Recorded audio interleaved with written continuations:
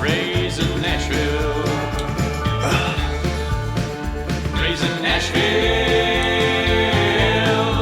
Raising Nashville. Welcome to Raising Nashville. I'm Bucky. Juicebox. And we have got an all-new reoccurring segment for you guys. They're going to transpire into episodes because the word trending is often broadly used. So we're going to just go ahead and call this Trending Now. Netflix edition. And since we are smack dab in the middle of our favorite month of the year, October, which gives us everything from changing leaves to trick-or-treating to Halloween, we decided to dive right into the number one trending movie on Netflix entitled Hubie Halloween. That's right. Another uncut gem brought to us by Adam Sandler. No, wait, I'm sorry. Did I watch the wrong movie? I'm not quite sure right now. I hope you didn't watch Uncut Gems. Or I hope you did watch Uncut Gems, but just, a couple months ago. Okay, so full disclosure, I watched this movie over 2 days because I couldn't I couldn't finish it last night. I did finish it this morning and watch Uncut Gems, or at least the first hour of it, as a palate cleanser. Nice. So this week we have another Happy Madison production. Brought to you by Adam Sandler's $700 million deal with Netflix. $245 million for four movies or something like that, which I'm not sure if his stand-up counted as one of those because that was a Netflix the only thing. And also, Uncut Gems was a Netflix movie, so I'm not quite sure if that counted towards his four-picture deal also. I mean, he was nominated for an Oscar for that. He didn't win. Yeah. And let's go ahead and put this out there because there is a Howard Stern interview from last year around Oscar season that said that if he got snubbed from the Oscars, he was going to make a movie so bad that it was going to get back at everybody from snubbing him. I don't even know what that means. It means Hubie Halloween was made. See, I've seen Adam Sandler's first movie. It was called Going Overboard, and that by far is probably one of the worst movies ever. And it's not even like bad in like a good, fun way. It's just bad. So fun story about that is Adam Sandler was so popular in the early and mid 90s, right? Coming off that SNL run, he just drops Billy Madison out of nowhere. And I go to Blockbuster, and Billy Madison is out, right? There's tons of VHS boxes with Billy Madison, but back then you had to look behind that box to make sure the tape was there. Oh, and it wasn't in, so I did rent Going Overboard, and God, that movie is so bad. It was so terrible. And that just made me like think back to like the anxiety of like going to the video store, wanting that movie, and you see the wall. If it's a popular movie, they have an entire wall of that movie, and you go up and every single one is gone, unless you're looking down in the bottom corner like, oh, is there one down there that someone forgot about? No. Did someone take the box behind the marquee and put it behind another movie? Classic. I used to check those too. Classic. But this week on Raising Nashville podcast, we are reviewing the 2020 Halloween spectacular from Netflix called Hubie Halloween. This movie was directed by Stephen Brill, and it was written by Tim Herlihy. Herlihy? Yeah, it's one of his boys from Saturday Night Live. Like, used to be a Saturday Night Live writer when Sandler was there, and I think is like co-written maybe all of his movies. Okay, so I'm glad you brought that up because let's start with the writer and then work our way back to the director. Tim Herlihy, he wrote Billy Madison. He wrote Happy Gilmore. He wrote The Water Boy. He wrote Wedding Singer. He wrote Big Daddy. Now, those are, to me, the top 5 Adam Sandler movies of all time when it comes to comedy. I'm going to throw out Punch Drunk Love and Uncut Gems because those were more serious roles, and I think Sandler does a good job in both of those. Sure. But then I think Herlihy loses his touch a little bit because he is credited for writing Little Nicky, Mr. Deeds, and Bedtime Stories. And I'm pretty sure, other than Mr. Deeds, those were a couple of big flops there. See, I'm very torn because I had a copy of Little Nicky on DVD back in the day, and I watched that a lot. Like, it is terrible, but it's also some pretty classic Sandler. Like, it's just the premise is so dumb, but once you get past the premise, there's some funny jokes in there. So terribly awesome. Yeah. I mean, I don't know. I remember enjoying it back in the day. I haven't watched it recently, but sure. I feel like it fits into the whole Sandler verse. Speaking of the Sandler verse, this movie has a whole lot of it, and you're going to notice a reoccurring theme today on our podcast, as well as if you have watched or are planning to watch Hubie Halloween and you're a big Happy Madison fan, this movie has it all. Speaking of that, the director, Stephen Brill, he directed Little Nicky, Mr. Deeds, and Sandy Wexler, which to me is probably the worst of the Adam Sandler movies. I've never even heard of that movie. It was a Netflix film that came out about washed up manager in Hollywood. Wow. Now, I also want to touch on Stephen Brill a little bit as the director of this film, because even though he did Little Nicky Deeds and Sandy Wexler, he also is credited for directing or writing some of my favorite stuff growing up. He did Armageddon. He did direct Heavyweights, which is one of my favorite kid movies. He wrote all three Mighty Ducks. So he was a screenwriter on 2 and 3, but he wrote Mighty Ducks 1. He also directed Without a Paddle, Ready to Rumble, which I think those are a couple like Steve Zahn movies, and Drill Bit Taylor, which was the Owen Wilson flop. I thought was terrible. I'm not familiar with that.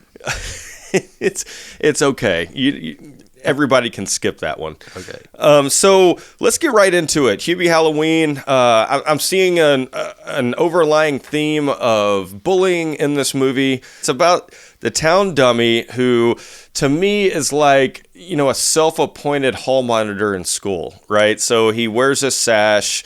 I can't remember what it says on the sash, but he's riding around, and his sole job in this town of Salem, Massachusetts, which is where the Salem witch trials took place. And they're saying in this movie that it is the epicenter of Halloween, right? It's the one town in America that if you wanted to go celebrate Halloween, this would be it because of the history with the Salem witch trials.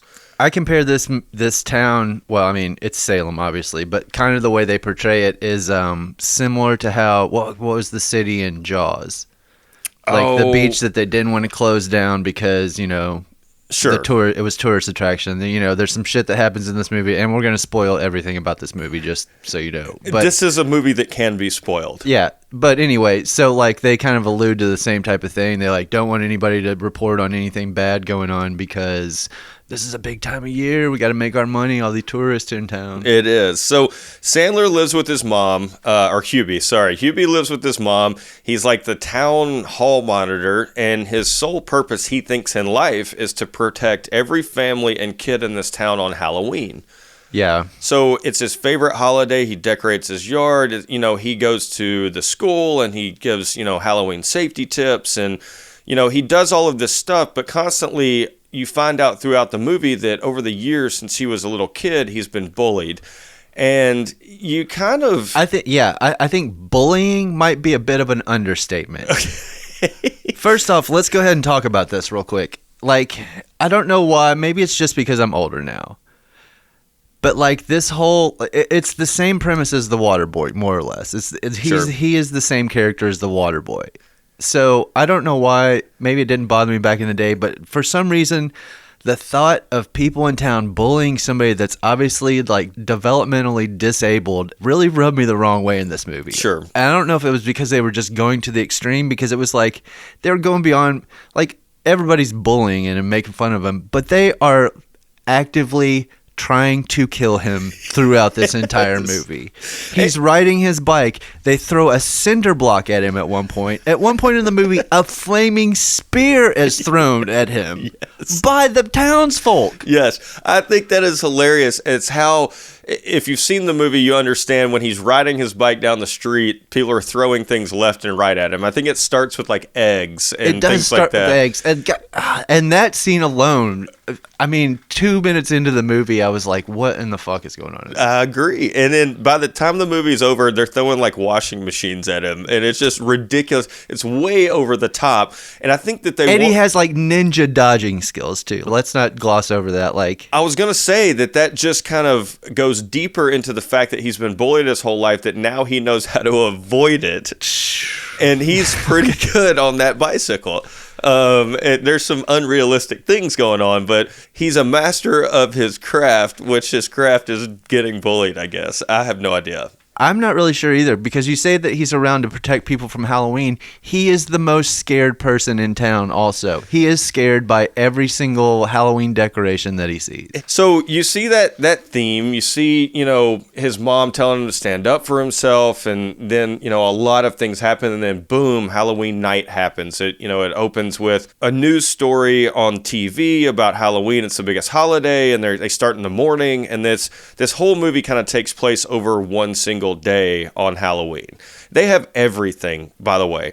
This movie is eye candy for anybody who loves that holiday. And I think that that's the best part of the movie, is being able to see all the decorations and the sets and like what they do when creating this thing. Yeah. It just put me in a whole different world and kind of made me forget about the fact that I didn't understand what Hubie was saying throughout half the movie. Oh my God. Yes. I'm glad you brought that up, because at one point I turned on the subtitles anyway on some stuff, because I feel like my hearing is going.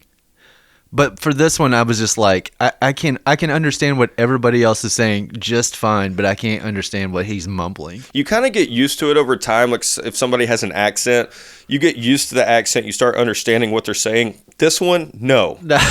Throughout the whole thing. So we have to talk about the cast, because, again, with this whole, and we're hesitant to say this, Sandler verse, if you've seen Happy Madison productions, if you've seen Adam Sandler movies, you understand, everybody out there knows that he often brings a crew along with him. They're in every one of his films, or he has reoccurring roles, reoccurring actors that come out that I honestly think most of them are in debt to him, because he consistently makes somewhat questionable films, and all of them are always there. And it's either they have a really close friendship or he has something on them. Yeah, maybe. I feel like some of them, I mean, for one, it's probably an easy paycheck. And one thing I've read in the past is like, a Sandler film is like, they're always just having a good time on set, and Sure. It's like, they enjoy hanging out with their friends, because it's like a lot of Saturday Night Live people are like, Kevin James, who's like a comic, like when they were all starting out or whatever. So I get that aspect of it. And plus, for some reason, fucking some of these Sandler movies still make a shit ton of money, even the bad ones. Like, they do. What was it? Grown Ups the one that first like had like just literally every single one of those dudes in it? Grown Ups, then Grown Ups 2. And those movies were fucking horrible. I'm going to have to step aside and disagree with you. I think over the last 10 years, those could be some of the best, and we'll get into that in a little bit. Some of the best what? Please clarify the end of that Some of the best Adam Sandler comedies in the last 10 years. And hold on, and we'll get into that in a little bit. But that's not even saying much. To touch on your point, Adam Sandler his movies have made $2 billion since he has started doing this. He is a pretty wealthy actor, but $2 billion. And so you're right. They do make a lot of money. It could be an easy paycheck. But let's talk about this. Out of the top billed actors in this film, 19 of them have appeared in Adam Sandler movies before. So if you, again, love Happy Madison Productions, you're going to get your fill of these guys and girls who are in former Adam Sandler movies. Let's start with, we can just run down the list. Kevin James, big actor, obviously been in Sandler movies before.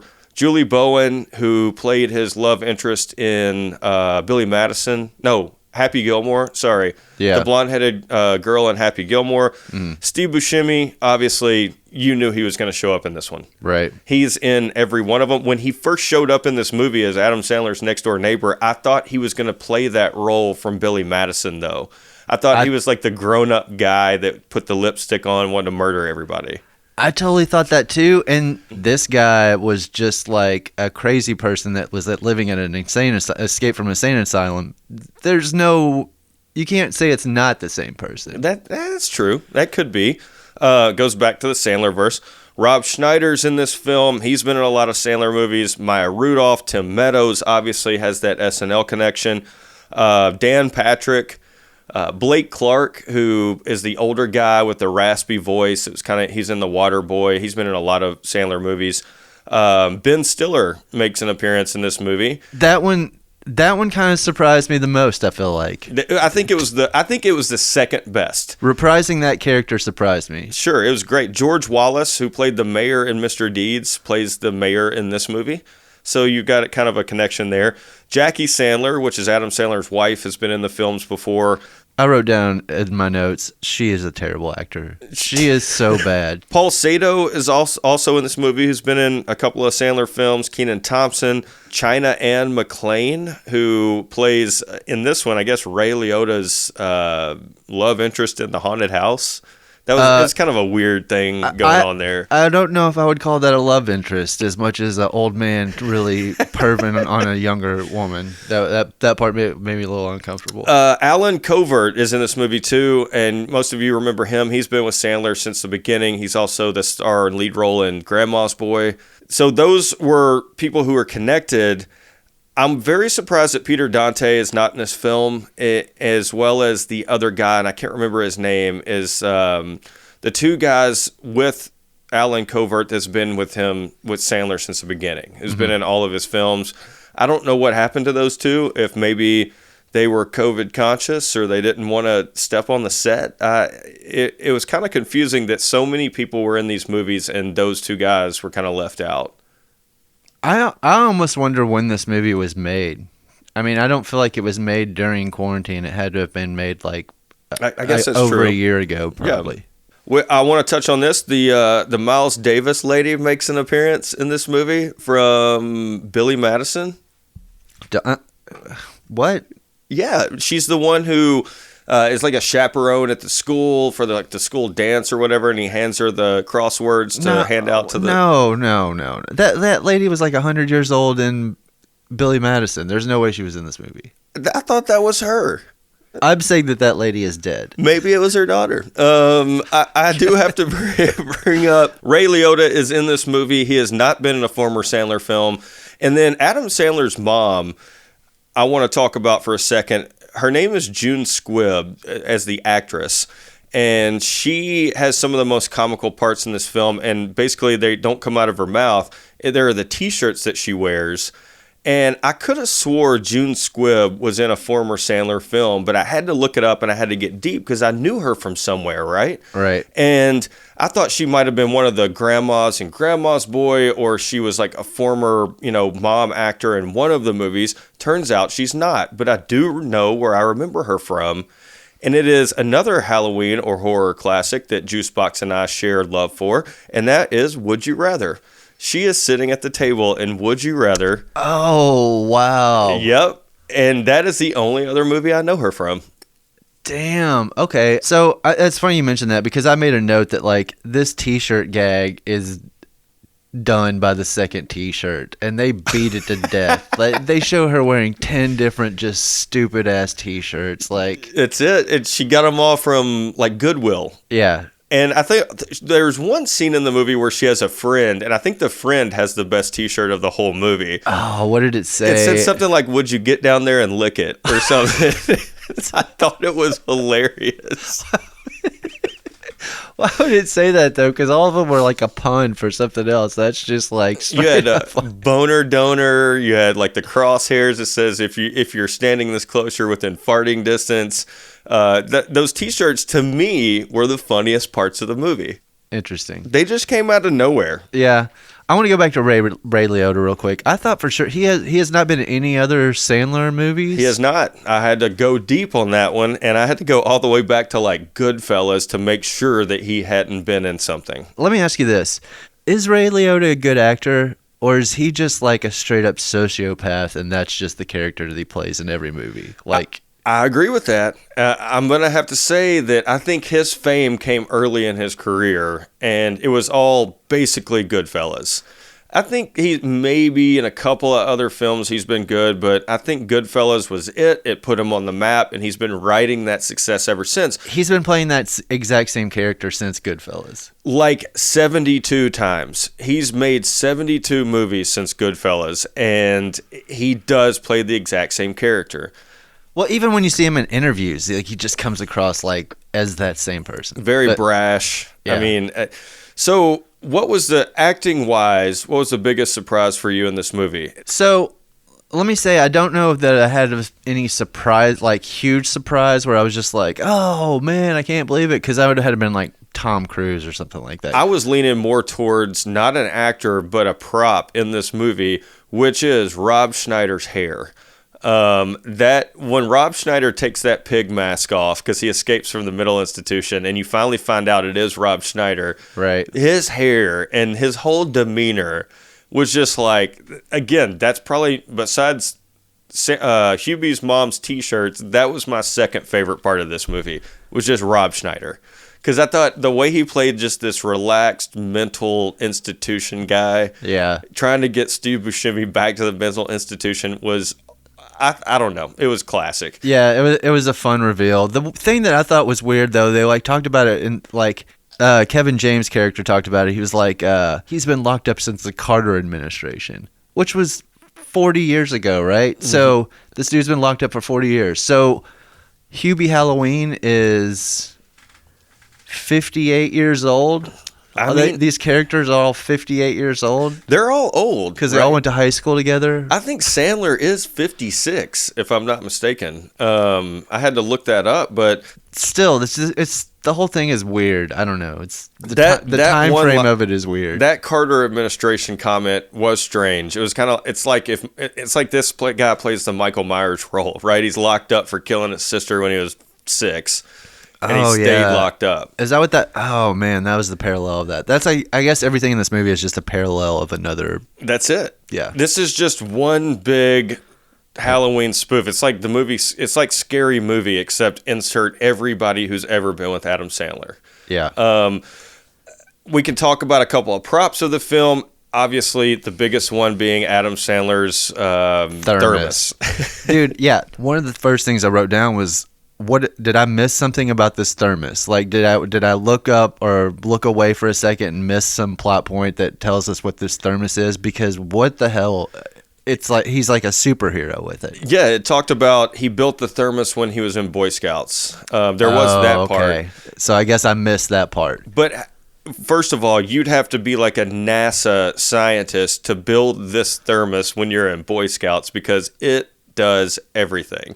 So you're first introduced by some kids throw some eggs at him, and he catches them in the thermos, blends, like shakes it up, chugs it, and then projectile vomits the eggs back out. I didn't understand what was going on. I was like, is this Exorcist type thing or something? What is it? What is this? The thermos also acted as, a hairdryer. It acted as... Okay. These are all the ones that I noticed. There may be some missing. It was a flashlight. It was a megaphone. It was a scented candle when he was in the bathroom taking a dump.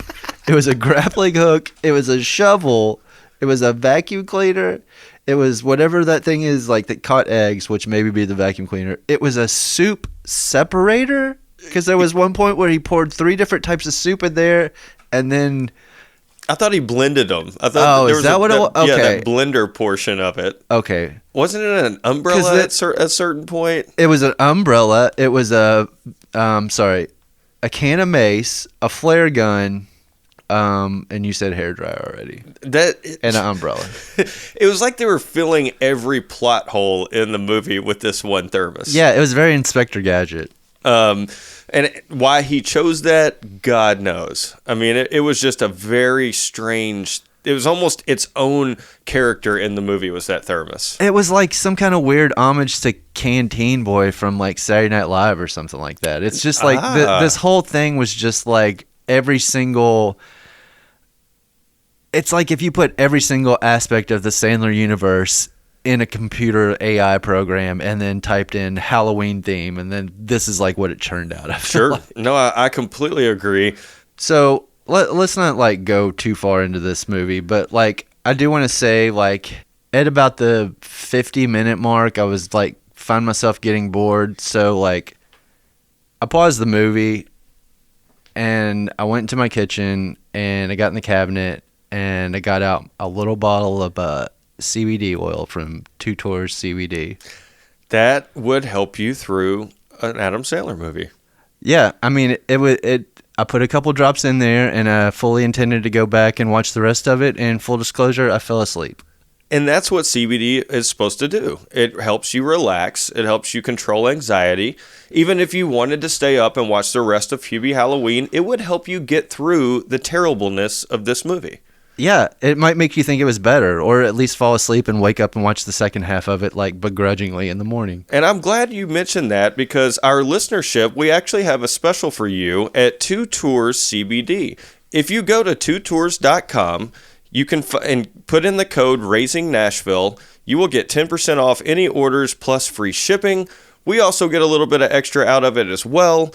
Next, if I have to go back and watch Hubie Halloween again, I'm definitely going to be on that CBD. Yeah, it was nice. I put some in my coffee this morning when I finished watching it, so it made it like nice and mellow. Yeah, and gave you the foresight to start watching Uncut Gems. Yeah, as my palate cleanser. twotours.com. Go on there, type in the code Raising Nashville for your special offer today.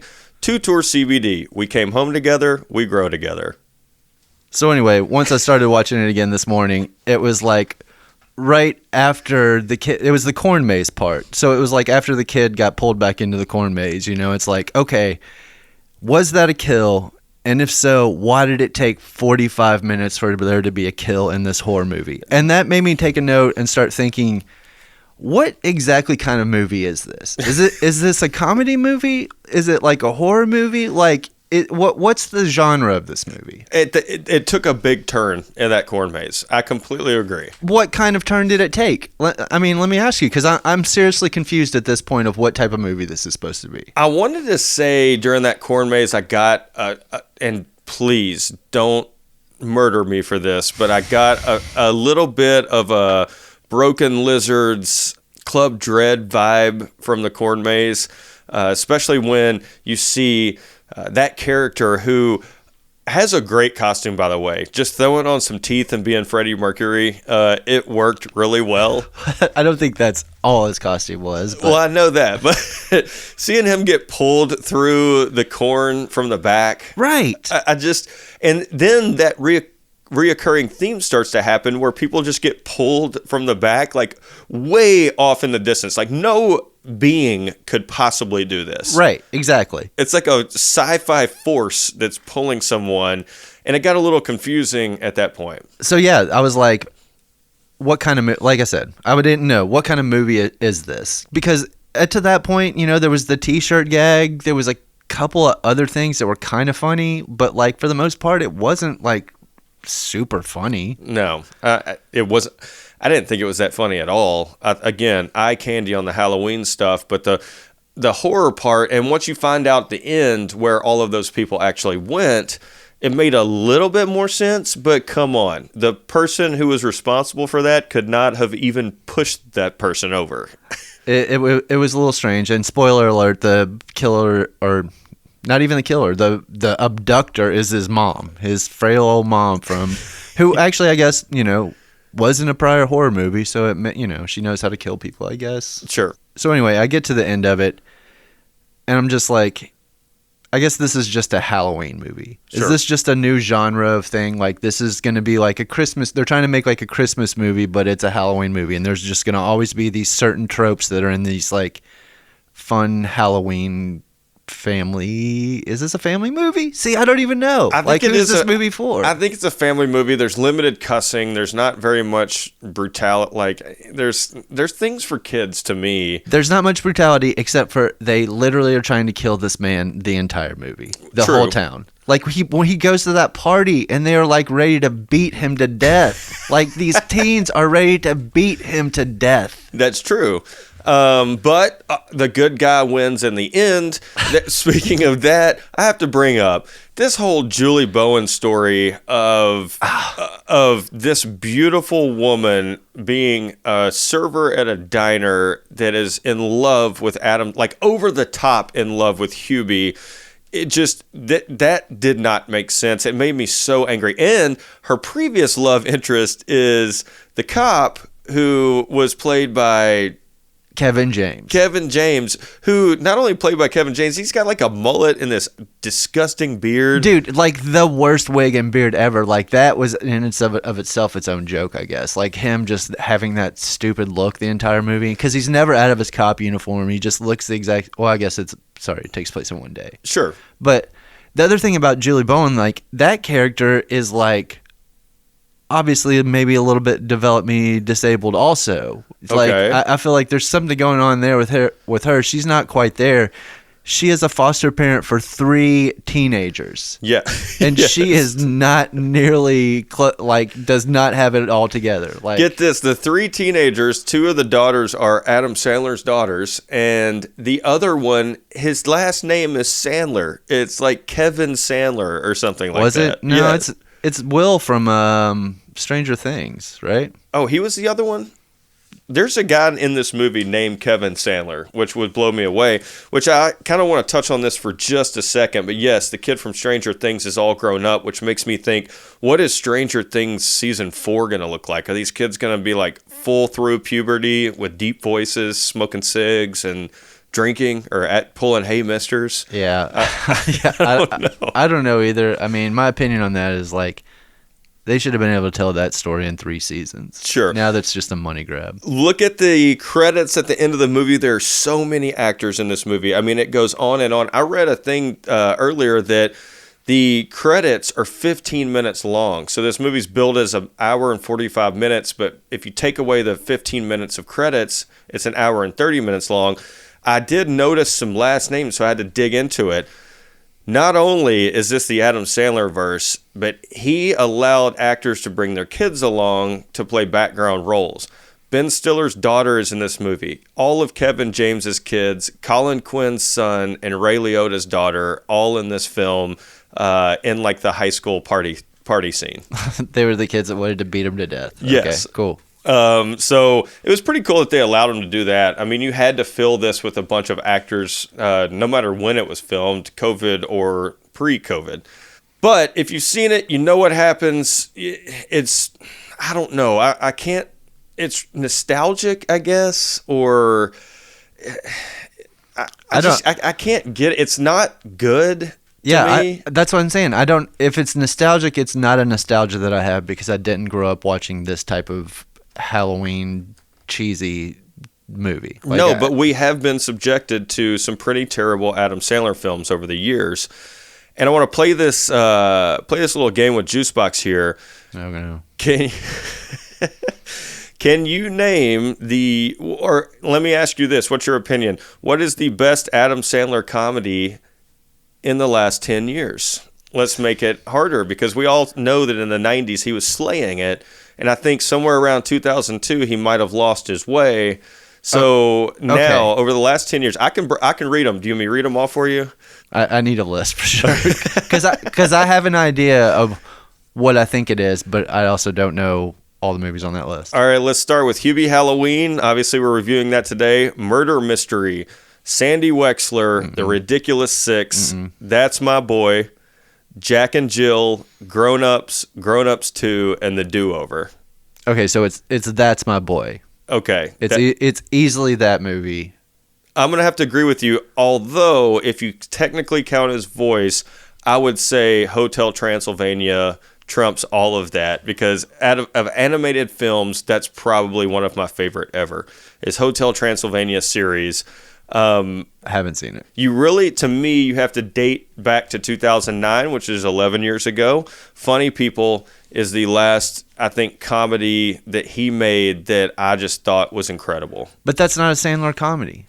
It's not, but it also, well, I don't know. I mean, it's not. It's not a Sandler comedy. It's a Judd Apatow movie. Okay. Well, we're talking They're- about things those that are he two was different. in. Okay, that's fair enough, but those are two different things. Even with all the terrible movies that he's made in the last 10 years, and some of them even prior to that over his career, he is, and we have to touch on this for a second, the sixth richest actor in the world.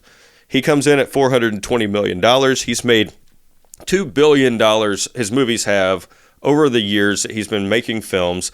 So I have to ask you, who do you think are the top 5 actors that's Sandler comes in at 6? Who's 1 through 5? Tom Cruise for Yes. sure. Tom Hanks. No. Whoa. Hanks is like 10 or 11 on the list. Vin Diesel. The Rock. No. They're probably inching up there, I would say. You'd think Will Smith would be one too, but he's not. Coming in at number 5, Mel Gibson. Number 4 is Robert De Niro. Number 3, George Clooney at $525 million. Number 2, Tom Cruise. And number 1, I mean, this is kind of a default, but Shah Rukh Khan. He's like the guy who's just in every Bollywood movie ever. He's the richest actor in the world at $600 million. So I think Sandler joins a pretty good list because behind him, you've got to think Nicholson is behind him. Clint Eastwood is behind him. I mean, there's so many other names. Tom Hanks, other massive names. Yeah, but I mean, those guys Are not making terrible movies like Hubie Halloween just to make money for Netflix. Well, yeah, that I guess, and also they haven't been really. I mean, Clint Eastwood has directed a few movies recently, but they're not super relevant in like these big money times. So they made Sure. a lot of money in their lifetime, but like,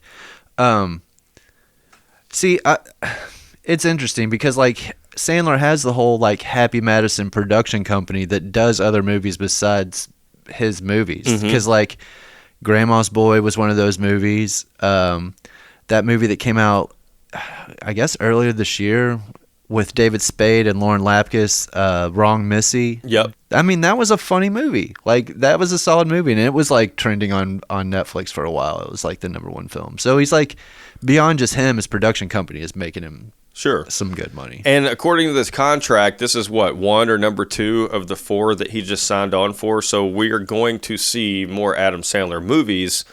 So I guess expect more out of him. I expect better out of him. I don't know if we'll get another serious one like Spanglish or Punch Drunk Love or Uncut Gems, which I think in all 3 of those movies, he is an incredible actor. Yeah. And I think that some of this stuff, maybe you're right, maybe on set, they're just having fun with each other and they don't care what the finished product's going to be. Right. I mean, yeah, I think that, well, they know it's just going to be fine. The finished product is going to be just fine. It's not going to be anything great. It's not going to be anything super terrible for most people. It's going to be just, it is what it is. And it just makes you think, like, I wonder if he wanted to do a Christmas movie and they were like, no, sorry, we already have a Christmas movie with Kurt Russell coming out. So, like, you can't do that. So they gave him the Halloween He movie. did do a Christmas movie, right? It was animated. Yeah, no, but I'm saying for, like, the Netflix run. Oh, gotcha. So he needs to pick another holiday, Easter, or I could see him playing a big dumb Easter bunny. Yeah, I mean, who knows? I mean, he could satisfy. He could, yeah. They he might could find make 4 holidays and satisfy his 4 movie deal. Make 50 First Dates 2 or something like that. Who knows? Who knows? So let's stop talking about the movie. Let's go ahead. We're not going to do a crazy rating system like we've done in the past. Let's just say straight up, scale of 1 to 10, like it is on like IMDb or Rotten Tomatoes or whatever. Like, what are you giving this? I'm going to have to say 4. And 4 is generous. And 4 is basically, like I've said before, just everything that's going on in the background of this movie is just cool. I mean, it's like if you're in this season, in this month that we love so much, you want to watch Halloween stuff. I mean, I don't care if it's a cartoon with your kids or a horror movie after they go to sleep or something that's going to make you jump. It was entertaining, but I couldn't get past the voice, so that knocked it down 6 for me. So I'm going to say 4. I would not watch this again, even if it's on TV. See, the thing for me, like you mentioned it, you want to watch Halloween stuff, but like there is a lack of Halloween stuff, I feel like, especially for like family watching. We've got horror movies that we can watch. There's no shortage of those, like Sure. whatever whatever pick your poison, you know what I'm saying? But like, you know, we have the Great Pumpkin, Charlie Brown or whatever, and like there's Hocus Pocus, I guess. You know, there's a few family movies, but not a ton pop into mind. So we like need more programming on that. That said, I don't know if this is really it. So I was telling Bucky before we started recording, like I was kind of torn on this movie because initially I was like, this movie is terrible. Like, why does this movie even exist? And then I started to think about it like, well, okay, there just needs to be Halloween type of programming. Like, it's fine for that. It is what it is. And it had such a good opening scene and pop that you thought it was just going to ride through the rest of the movie with Stiller coming out and reprising his role. And, like, that was the opening scene, and you're like, man, this is set to be great. And it wasn't. Yeah. Well, and that's the thing, too. Like, there wasn't, like he reprised the role, but really no other people reprised roles from Sandler movies, right? Like, everybody else was still a different character. He was the only person that was the same character. So I know you've never seen it, but in Grown Ups 2, I think they have a Halloween party, and Tim Meadows and Maya Rudolph are together in that movie, and they are dressed up the exact same. My wife called that out. Okay. So, I mean, there were a couple. Like I said, the Miles Davis pee your pants lady, but apparently that's not her. We'll have to do some fact checking on that. So anyway, I would give this movie, I'm going to be generous and give this movie like a 5. Okay. That's kind of how it is online. Like, it's about a 50% on Rotten Tomatoes. It's like 5.2 on IMDb or something like that. And when I looked into it a little bit closer, like, it's not even like that many people rating it like us, like 4 or 5 or, you know, anything like that. Sure. It's like people that are all in like 9, 10, or people that are just a 1. Like, you're either with Adam Sandler or you're against him. That being said, I pulled a couple of the reviews I just wanted to share real quick from IMDb of just like some of the more extreme ones. We love reading reviews on this podcast. Okay, so do you want a 10 or a 1 star first? Let's go with the 10 because I think 1 will be way more entertaining. Okay, let me read the title real quick. You either enjoy Adam Sandler movies or you don't. That's what we said. For those who enjoy his movies, they will enjoy this one for sure. For those who dislike or hate his movies, then obviously they won't like it, and I find it rather rude that they take their time to come to write bad reviews. Wow. Now, let me rip that apart real quick because that person just said if you like him, you'll like it. If you don't, you won't, which means I think that person might not have liked it, and they're just trying to defend Adam Sandler on that post. Maybe. They understand that it was a bad movie. But here, they go on to say, if these people already know they don't like his work, then why bother watching it? They insult his intelligence, but obviously theirs is rather lacking if they're watching something they know they will hate, but do so anyways. That's profound, I guess. This movie is jam-packed with familiar faces that provide tons of nostalgia for the people who grew up watching his movies and similar movies.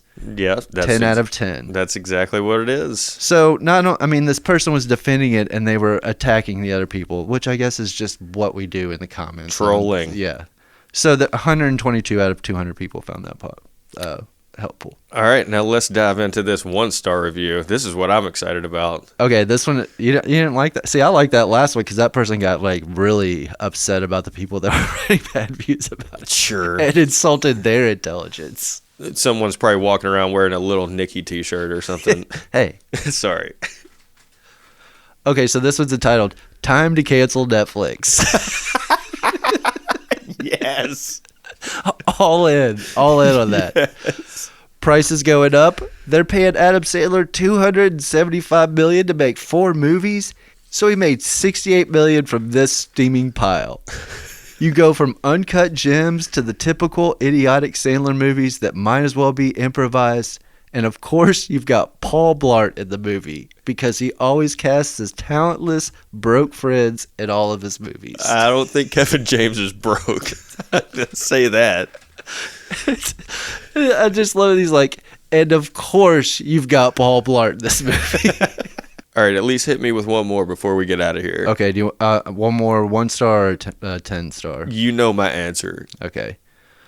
This is a 1-star, and I swear I didn't write this, but it has a lot of the same feelings. Mean-spirited and cruel movie where an entire town bullies what seems to be a developmentally disabled person. This is just absolute garbage. The whole town, adults and kids alike, bullied this guy relentlessly. How is that supposed to be funny? If you don't have a problem with that premise alone, you are a terrible person and should not reproduce. There we go. Attacking reproductive rights.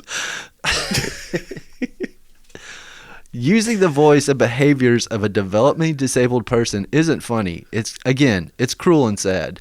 So much potential with the big budget and supporting cast. Too bad someone allowed Adam Sandler to portray this kind of pitiful and relentlessly targeted character. Come on, bro. Retire this stupid played out voice and stick to making funny movies where the characters aren't the joke. The story is. Okay.